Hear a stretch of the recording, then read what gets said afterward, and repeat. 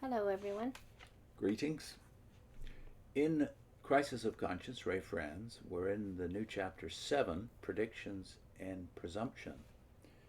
Ray's already talked about how he woke up to the fact that no, these mistakes in our past were more than just mistakes. In fact, they completely discredited you in the eyes of the world, if not in your own eyes. He goes on, 1914 is a pivotal date on which a major portion of the doctrinal and authority structure of Jehovah's Witnesses rests. Jehovah's Witnesses today hold the following beliefs tied in with that date.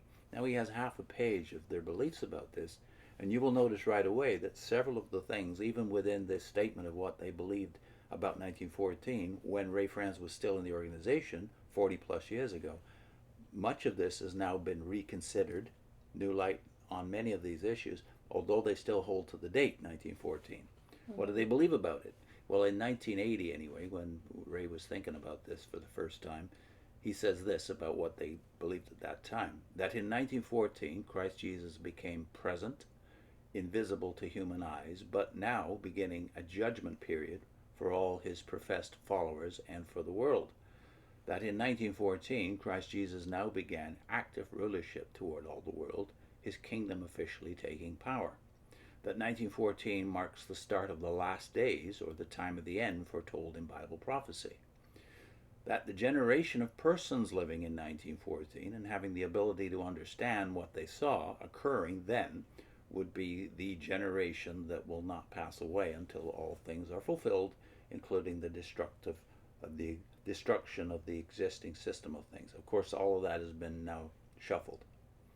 So they no longer believe what they believed for 3 generations up to about, 2013 maybe.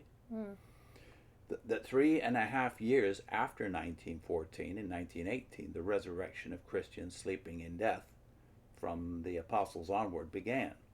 That about that same time, in 1918, Christ's true followers, then living, went into spiritual captivity to Babylon the Great, being released the following year, 1919, at which time Christ Jesus acknowledged them collectively as his faithful and discreet slave. Now, I think they've modified that because they've changed their belief about who the slave is. There was no governing body, of course, back in 1919. That's an invention in 1972.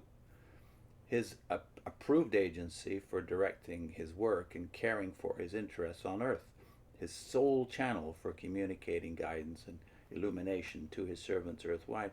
Perhaps some newer Jehovah's Witnesses don't even realize what you used to believe about this was that the entire anointed class was the faithful and wise servant. And then lastly, I think another one that might have been modified in the meantime, that from that time forward, the final harvest work has been in progress, resulting in all people being divided into 2 classes as sheep and goats, with salvation or destruction as their respective destinies. Now, if I understand correctly, they have now moved that one into the future. They've been saying that they've been doing this sifting, sorting work under angelic guidance since 1919. And now they've changed this belief as well, as far as I can tell.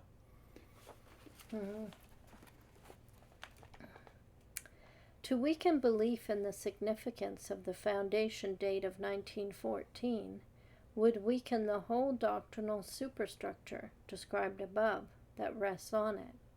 It would also weaken the claim of special authority for those acting as the official spokesman group for the faithful and discreet slave class.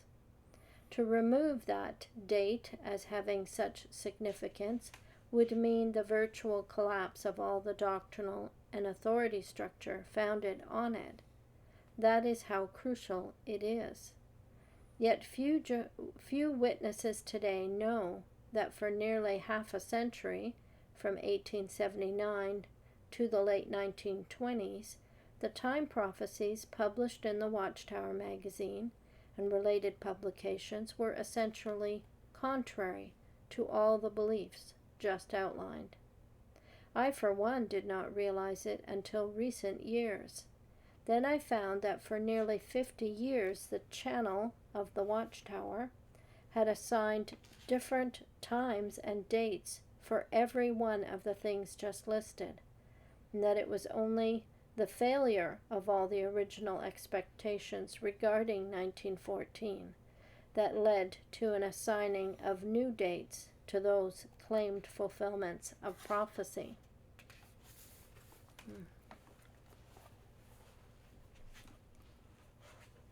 As discussed in a previous chapter, the research I had to do in connection with the book Aid to Bible Understanding brought home to me that the Society's date of 607 BCE for Jerusalem's destruction by Babylon was contradicted by all known historical evidence. Still, I continued to put trust in that date in spite of the evidence, feeling that it had scriptural backing. Without 607 BCE, the crucial date of 1914 would be placed in question. I took the view that the historical evidence was likely defective and argued that way in the Aid book. Then, in 1977, one of Jehovah's Witnesses in Sweden named Carl Olof Jonsson sent to the Brooklyn headquarters a massive amount of research he had done on biblically related chronology and on chronological speculation. Jonsson was an elder and had been actively associated with Jehovah's Witnesses for some 20 years. Having had experience researching chronology myself, I was impressed by how deeply he had gone into the matter, also by the completeness and factualness of his presentation. Basically, he sought to draw the governing body's attention to the weakness in the Society's chronological reckonings leading to the 1914 date as the end point of the Gentile times, referred to by Jesus at Luke chapter 21, verse 24, called the appointed times of the nations in the New World Translation.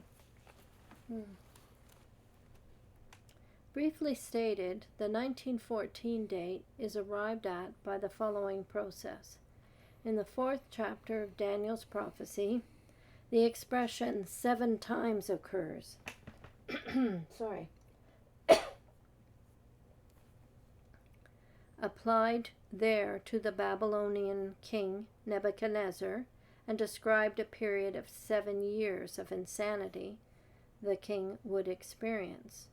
The Society teaches that those 7 times are prophetic of something greater, namely of the period of time extending from Jerusalem's destruction, placed by the Society at 607 BCE, down to the end of the Gentile times, explained as meaning the period during which the Gentile nations exercised uninterrupted dominion over all the earth.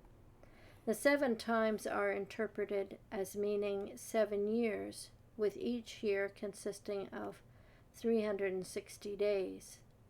7 multiplied by 360 gives 2520 days. However, other prophecies are referred to that use the expression a day for a year. Employing this formula, the 2520 days become 2520 years, running from 607 BCE to the year 1914 CE. As noted earlier, the Society's present teaching about the beginning of Christ's kingdom rule, the last days, and the start of the resurrection and related matters are all tied in with this calculation. Not many witnesses are able to explain the rather intricate application and combination of texts involved, but they accept the end product of this process and calculation. I was one that couldn't explain it. Yeah. Do you think you can after this paragraph? No. No. It's arbitrary, though. Yeah, it is. The decisions they make are, to me now, I see that as just arbitrary. Now, you will find, by the way, our dealing with Carl Olof Jonsson a couple of times in our basic library for Jehovah's Witness playlist, which we'll link at the end.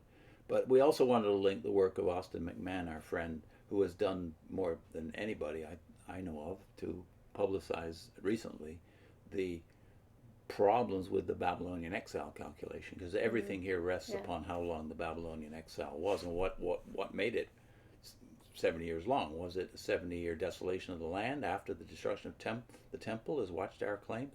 So check out his 5 videos on this subject, Austin's, and we'll put the first as a link on your screen. But I think we've got to ask the big question, which is for the future. Are they going to completely get rid of 1914? It appears to me that they're working towards this, As Ray points out, it was a surprise to him, researching the aid book, etc., in the 70s, how much of the 1914 doctrine had already gone into the category of old light. That was in his day, so that's way more than a generation ago now, in 1980. Yeah, but as he points out, they'd already dropped most of what they taught about 1914 long before Rutherford's reign was over. And it's tricky business to do it because so much is foundational to your having, to the Watchtower claiming the authority they have. A lot of that will dissolve if they get rid of 1914. Yeah, especially now that they've moved the teaching of the faithful and discreet slave around from 1919 to 1972. Are they setting up for a transfer of the time, the chronological time aspect again? If they do, I kind of hope they do. Because I think it'll cause a lot of people to maybe wake up and lose faith in them altogether. We've been praying for that for, well, way more than 30 years now, that there would be a great shaking, and I can't think of a thing that would shake them more decisively than changing the 1914 date. Certainly all the oldsters, old-timers, the old-timers like us would remember when we were so insistent that it had to happen before the generation died off, and that was, of course, in the late 1990s. Yeah. They've got to do something, and I'll be interested to know what they do with this. See you soon. Oh, we put the links in already, right? Austin's video, number 1 of 5, and the JW, let's see, which one was it? The JW Library playlist. So that's a lot of books, including Carl Olof Jonsson's, that we recommend. Good. See you next time. Bye.